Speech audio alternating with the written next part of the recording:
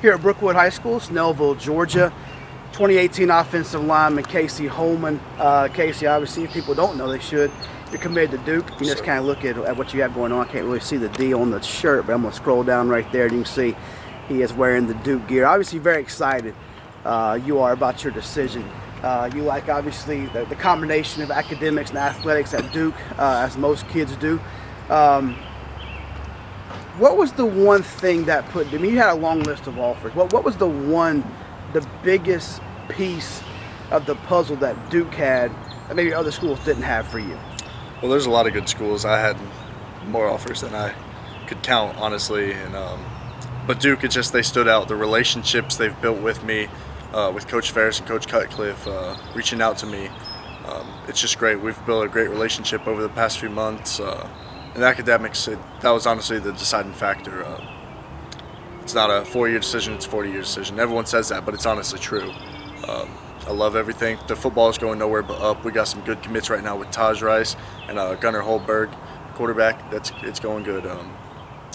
So we're pretty happy right now where we're sitting. You know, you talk about academics being that big thing for you that really put them over everybody else. Do you know where you want to go, major-wise, what you want to do yet after, football one day? Well, first in my recruiting process, I was leaning towards the engineering route, but once I made the decision to Duke, I kind of shifted to more of an economics major is where I'm heading right now, but that could always change, and yeah, I'm still deciding. No doubt. I mean, I know you're a high school to go here at Brookwood, first of all. Talk about the film. You talk about Coach Cutcliffe. We talk about off camera how he's kind of changed that program. They've played for the ACC championship under him. He's taken them to bowl games numerous years. Even before that, he was, really well respected as developing quarterbacks and doing what he does offensively. What kind of environment has he created, on that Duke campus from a football standpoint? From a football standpoint, it's all about family.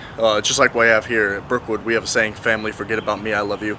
And it's basically the same thing implemented in their program, in the locker room. You know everyone, you're good friends with everyone.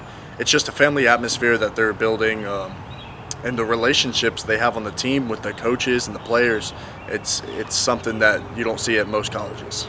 Nowadays with, obviously, everybody has cell phones, social media is everywhere. Text messaging is basically the way everybody communicates. There's hardly any more phone calls. I know you guys, it seems like every school has that group chat with commits and either other maybe Duke leans or other targets. What's the general feel? I mean, how do you see? There's still a long way to go, 10 plus months until signing day, 2018. But what's your early sense about how good this class can be? And then give me a sense of kind of what's talked about in that group chat as well. Okay, well, we're trying to recruit really good players, but also really good people. And we have those guys with Taj Rice. He's the 4-star defensive end out of Louisville, and Gunnar Holberg, the quarterback. We feel like we're building a really good class here. We got Tyon down the street from us at Brookwood. He's at Archer. But in our group chat, we just, we're trying to build the relationships together. We joke around with each other, talk about what's going on at our schools.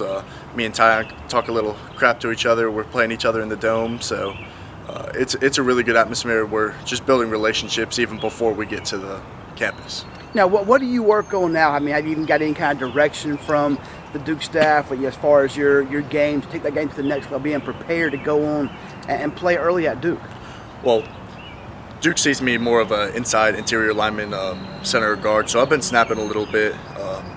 Just working on my drop block progressions, being a guard and skip pulling and kick pulling and all that stuff. So I'm really working on technique-wise. How's that been, going from playing tackle full-time to working on, number one, snapping? People think it's all easy and a piece of cake, but being that guy in the shotgun or understanding and make the calls, how's that going as far as working on that? Well, I've not been a tackle all my life. When I get into high school, I was the backup guard in my freshman year. I started a couple games. The transition hasn't been that difficult. It's been a couple challenges here and there, snapping consistently, learning to not kick back vertical instead of 45 at guard. So there's some challenges, but I feel like that's something I could definitely handle. And as long as keep working at it and learning, then I feel like I can have a smooth transition. I know you made it pretty clear to me that you're locked in on Duke. You're not really. I mean, it would take a major catastrophe to make you change your mind. What are you most looking forward to about being a Blue Devil? What are you most, last question, finishing, basically two-part, kind of how excited you are about being a commitment, and then what are you looking most forward to about getting there one day?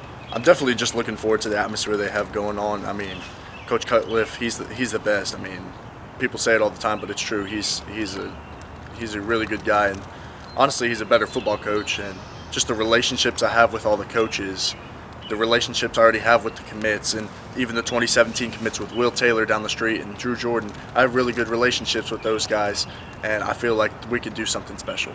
Casey, great stuff, man. Always a pleasure, man. Thanks for your time. No problem.